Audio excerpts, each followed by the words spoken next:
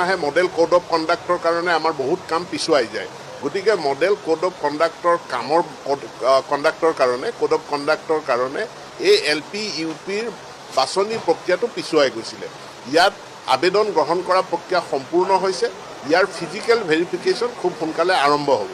কিন্তু ইতিমধ্যে আমি নতুনকৈ কিছু পদ খালী, কিছু নহয় যথেষ্ট সংখ্যক পদ খালী হৈছে আৰু চৰকাৰে এটা সিদ্ধান্ত লৈছে যে এতিয়াৰ পৰা খালী পদৰ বিজ্ঞাপন দিওঁতে আমি প্ৰস্পেক্টিভলি খালী হ'বলগীয়া পদসমূহৰো আমি বিজ্ঞাপন দিম। অৰ্থাৎ 31 মাৰ্চত 2025 আমাৰ LP UP আৰু ছেকেণ্ডেৰী গোটেইখিনি মিলাই প্ৰায় 8,500 পোষ্ট খালী হৈ যাব 31 মাৰ্চলৈকে।